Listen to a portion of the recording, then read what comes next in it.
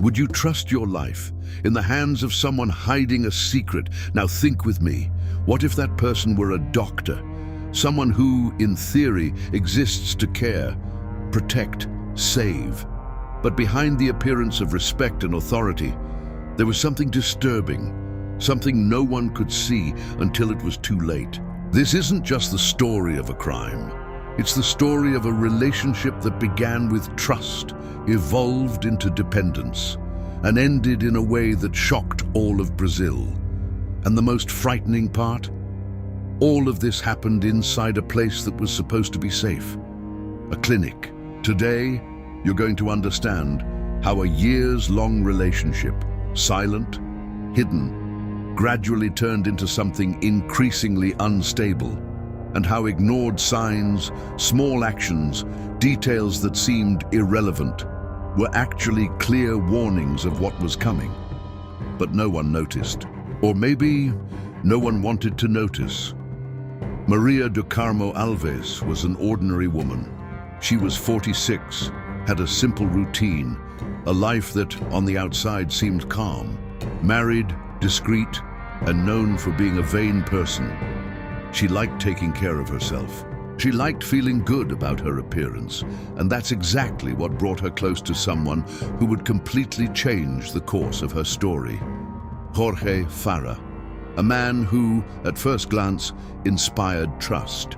He was a doctor, a psychiatrist by training, but he also performed cosmetic procedures, and that's how they met. What started as a professional relationship quickly crossed every ethical boundary and turned into something far more intimate. For about 10 years, Maria do Carmo maintained a relationship with him, a hidden relationship, silent, running parallel to her married life.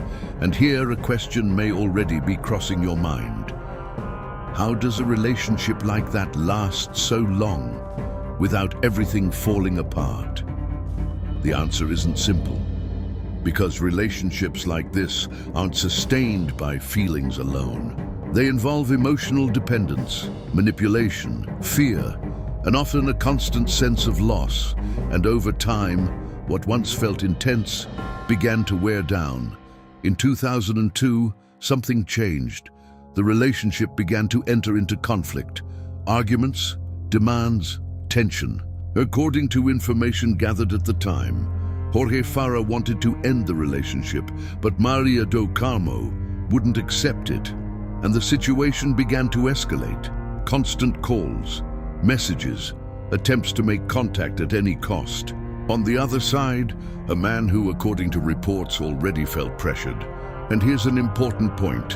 When a relationship reaches this level of strain, every decision starts being made under emotional pressure, and decisions made in that state rarely end well.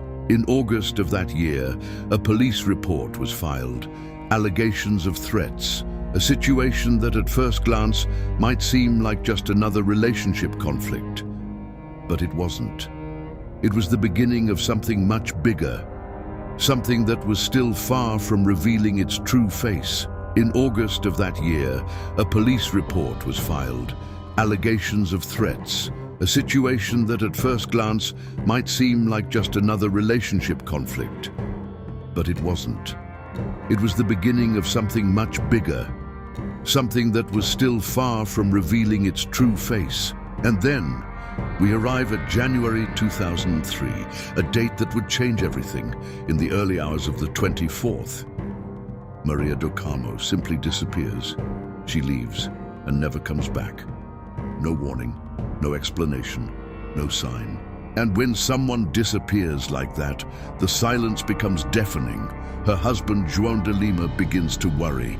Hours pass, then an entire day, and nothing. No news, no contact, no answers. And that's when he makes a decision to seek help. He goes to the police station and reports his wife missing. But there was still an important piece in this puzzle. Someone who could perhaps have answers, or at least clues. The next day, João decides to go to Jorge Farah's clinic. After all, his wife had mentioned she intended to have a procedure done. And maybe she was there. Maybe. But what he found in that place was far from reassuring. He was received by the doctor, a quick conversation, cold and a direct answer. He said he didn't know anything, that he had no idea where Maria do Carmo was. No hesitation, no attempt to help, just distance, and that by itself was already strange, because in situations like that, any detail could matter, any memory, any clue. But there was one detail, a detail that immediately stood out, a strong smell, very strong, bleach. And now I ask you, why would a medical clinic have such an intense smell at that exact moment? Clinics are clean places, yes, but this was different.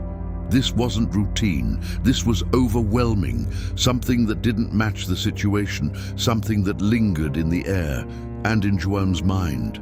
Coincidence? Or an attempt to hide something? At that moment, maybe Joao didn't understand the weight of that detail. Maybe it seemed like just another strange impression. But looking back today, that was one of the first clear signs that something very wrong had already happened. Because sometimes the truth doesn't appear directly. It hides in small details, in things most people ignore.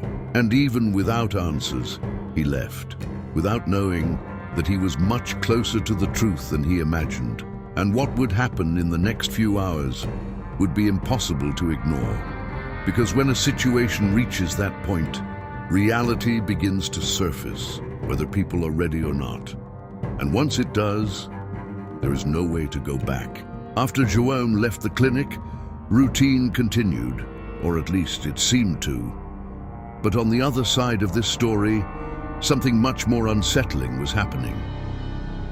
Shortly after the husband's visit, Jorge Farah picks up the phone and calls his parents. He asks for something simple, a ride, nothing unusual, right? At least, not at first glance. But sometimes, the most ordinary requests hide something much bigger. But when his mother arrives at the clinic, she finds her son in a completely different state. He is crying, without explanation, without context, unable to say exactly what happened. Now stop and think. What makes a grown man, a doctor, used to dealing with pressure, reach that level of emotional breakdown in the middle of the day? Something very serious had already happened, something he could no longer contain. His father was in the car, and in a moment that seemed ordinary, but would later become crucial, Jorge asks them to wait. He goes back into the clinic and returns with 5 bags. 5. He places everything in the trunk of the car and leaves with his parents. No explanation, no questions, or maybe questions no one had the courage to ask.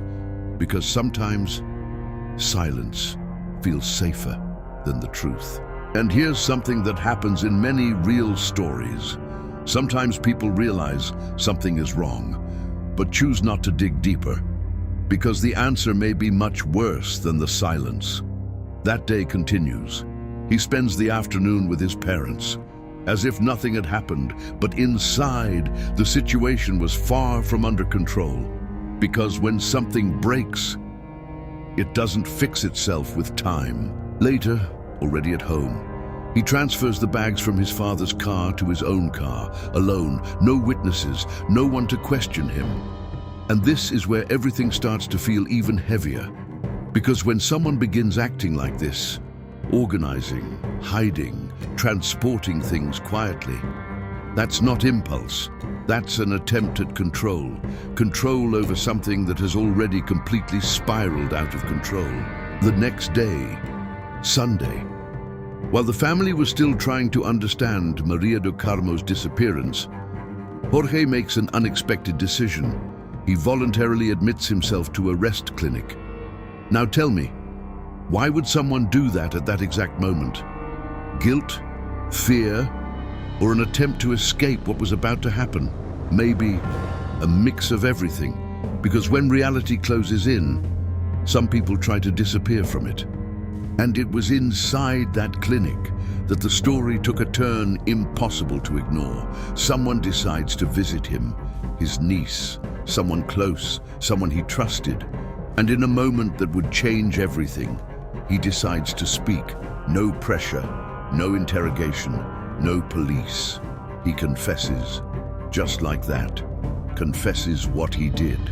And more than that, hands over the car key, as if he were finally giving up hiding. Now imagine what's going through that niece's mind at that moment. You hear something like that, and suddenly everything changes. The person you knew is no longer the same, but there was something worse, much worse. She decides to go to the car, alone. And before even opening the trunk, she smells it, the odor, strong, unmistakable, and in that instant, reality hits with full force. No room for doubt, no room for denial. She doesn't open it, she doesn't need to, because sometimes you already know. And when you know, there's only one thing left to do. She goes to the police, immediately, without hesitation, without trying to protect, without trying to justify, because at that moment, there was nothing left to protect, only the truth, and what needed to be faced. The police accompany her. They arrive at the location, and when the trunk is opened, confirmation. What no one wanted to find, but deep down, was already expected. And it's important to say something very clearly here. This is the point where the story stops being just a disappearance and becomes a case that would shock the entire country. Because it wasn't just a crime. It was the way everything was done. The attempt to hide, to erase, to make identification difficult. But even so, it didn't work. Because in the end, the truth always finds a way. And now, there was no turning back. Everything that had been hidden began to surface, and with each new detail, the case became even more disturbing.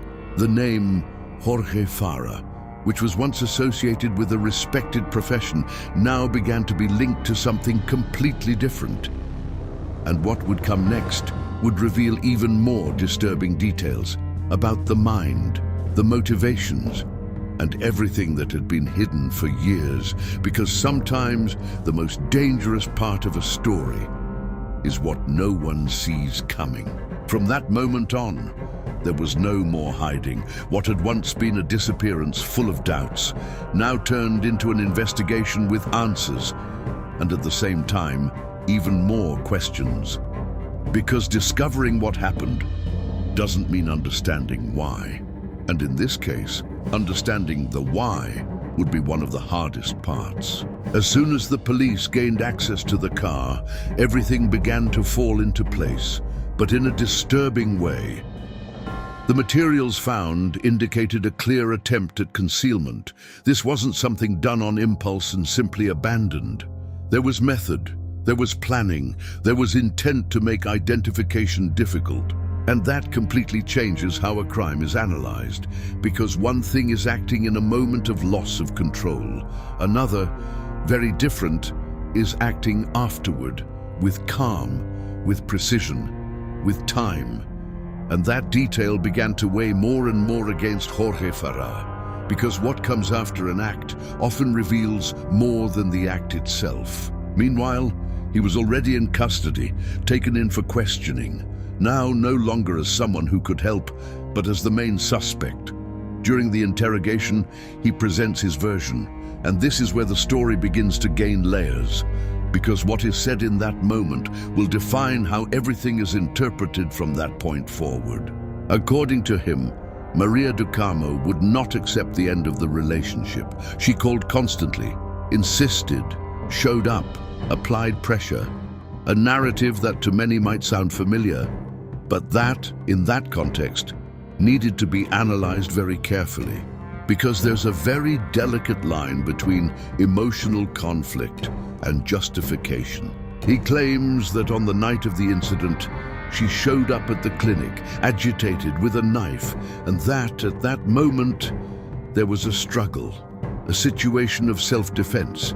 He says he tried to protect himself, that there was a physical confrontation. And then a crucial point emerges in his version. He claims he lost consciousness, that he doesn't remember exactly what happened afterward. Now stop and think with me.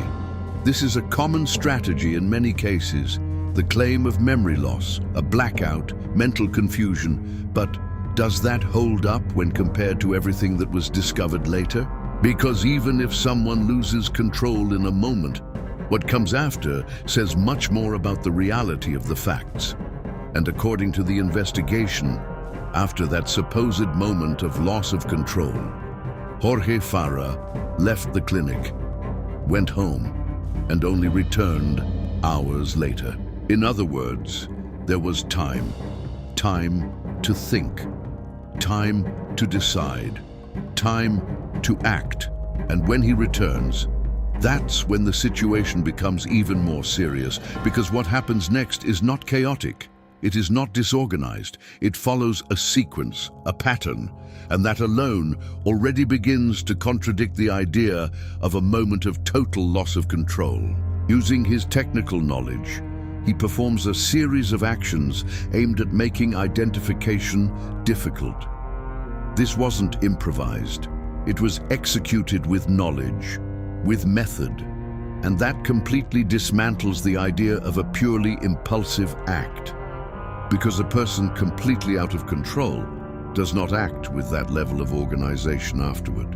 And that's exactly the point that becomes central to the investigation. The police begin to build the timeline, every detail, every movement, every decision, and the deeper they go, the harder it becomes to sustain the self-defense version, because facts, when aligned, tend to tell a very different story. But at the same time, other voices begin to emerge, witnesses, people close to them, and some of them reinforce the idea that Maria do Carmo really insisted on the relationship, that she called frequently, that she showed up, that she created uncomfortable situations. And that adds a complex layer to the case, because on one hand, there is persistent behavior, but on the other, there is a completely disproportionate reaction. And this is where an important reflection comes in. Nothing justifies an extreme act. Nothing. And that is exactly what the investigation begins to highlight as more elements come to light. Meanwhile, Maria do Carmo's husband is called for one of the most difficult moments of this entire story, the identification. Now imagine the weight of that. You leave home searching for answers and end up being faced with a reality no one is prepared to confront. And even in the face of difficulties, he manages to identify her. Details, small details, but enough.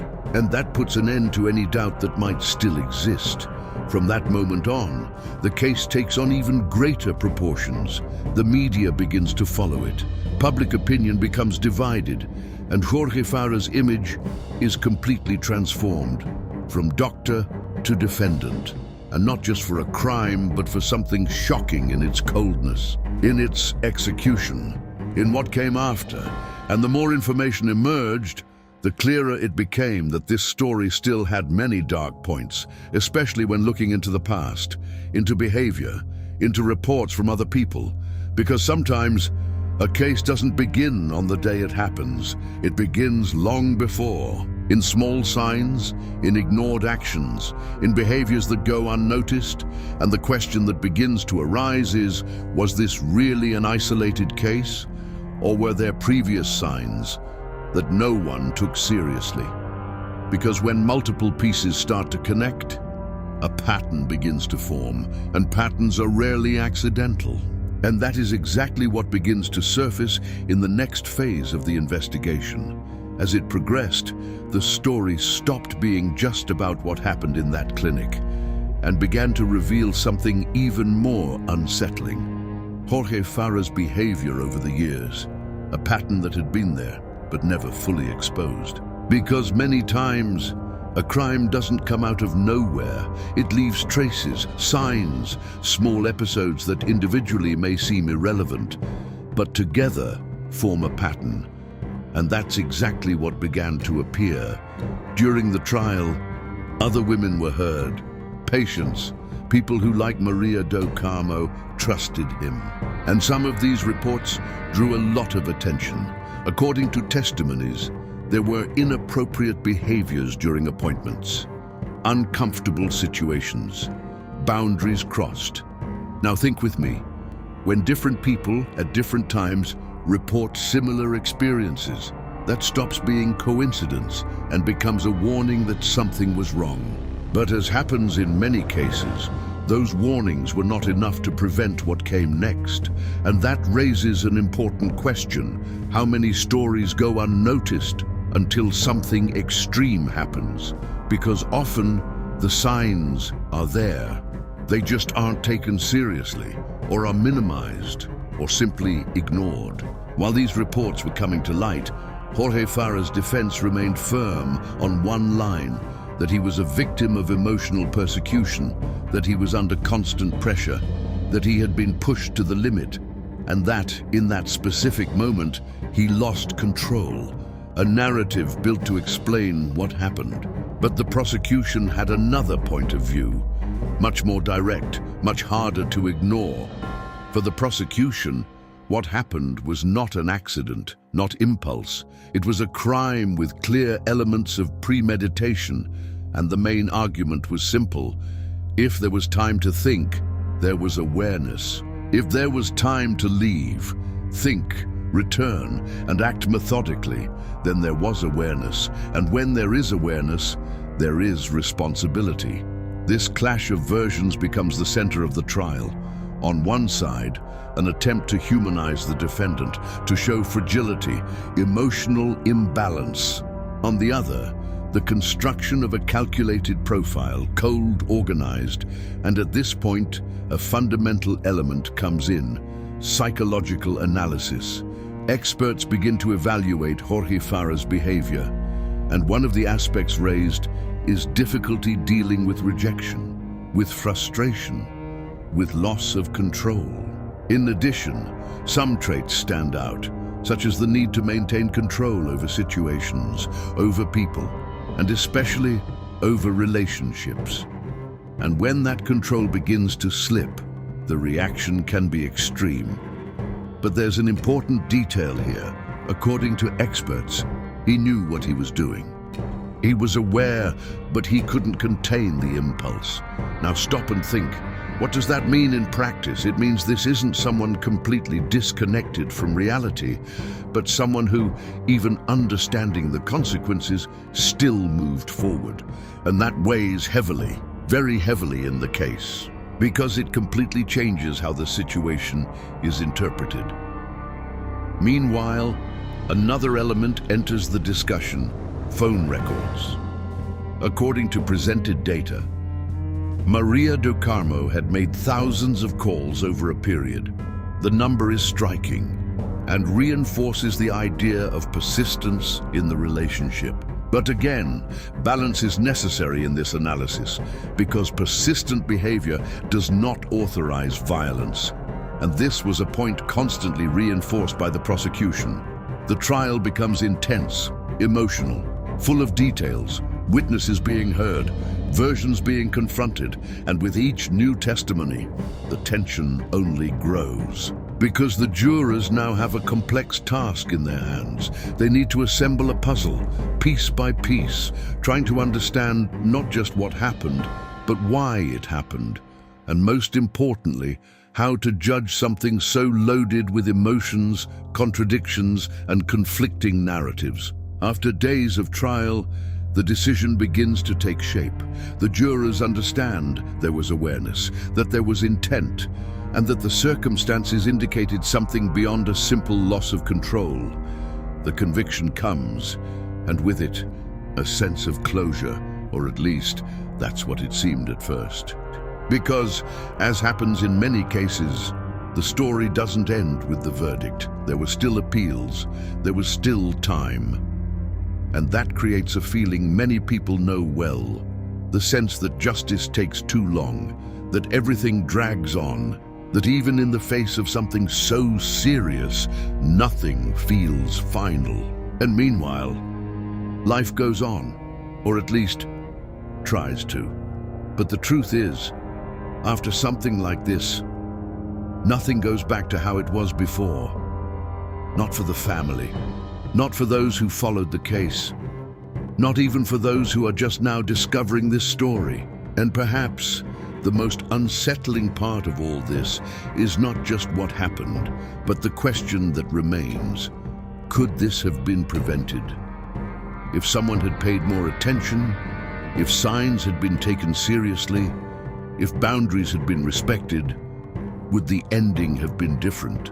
Or were there factors so deep that in some way this outcome had already been forming for a long time? Because sometimes things don't explode suddenly.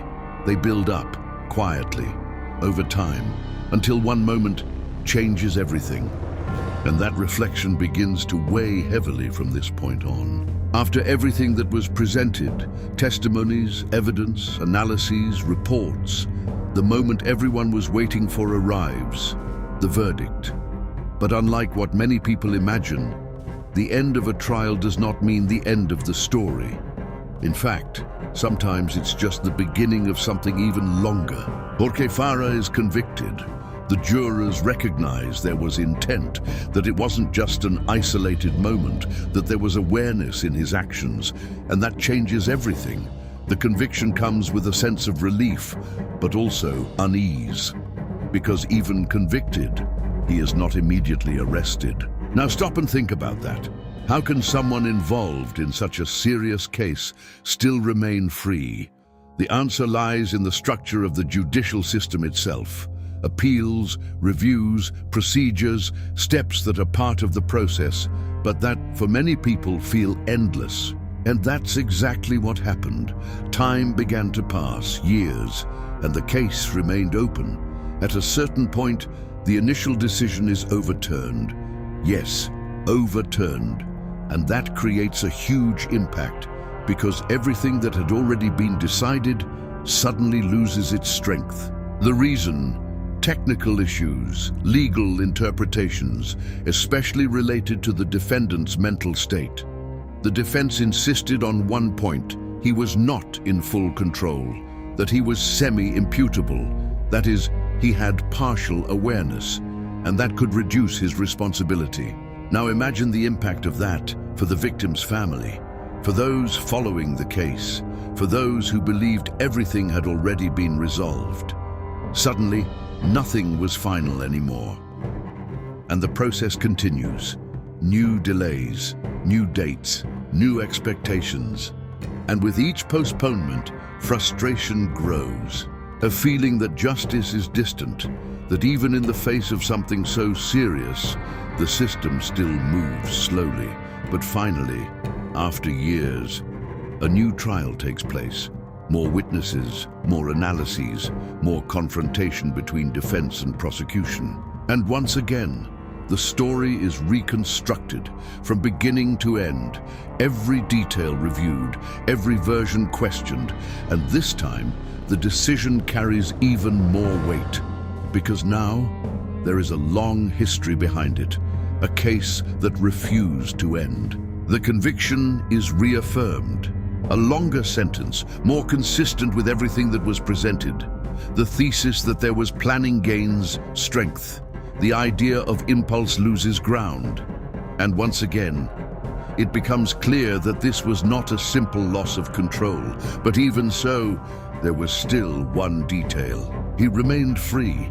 Now tell me, how many times have you seen something like this happen? Serious cases, long processes, and the feeling that everything takes longer than it should. This case becomes a clear example of that. Years pass, and only much later, a definitive decision is made. No more appeals, no more delays. Now finally, the arrest should happen. At last, it was the moment, the final point, or at least, that's what everyone thought. Because what happens next completely changes the final course of this story. On the day the arrest warrant is issued, police go to Jorge Fara's house in Villa Mariana, a common neighborhood, a street like any other. Everything seemed calm, but it wasn't. They arrive, they call, They wait. Nothing. No response. They insist. Once again, nothing. Time passes, tension rises, something isn't right, and when that happens, there is a protocol. They need to enter. The door is opened, and at that moment, the scene they find was completely unexpected.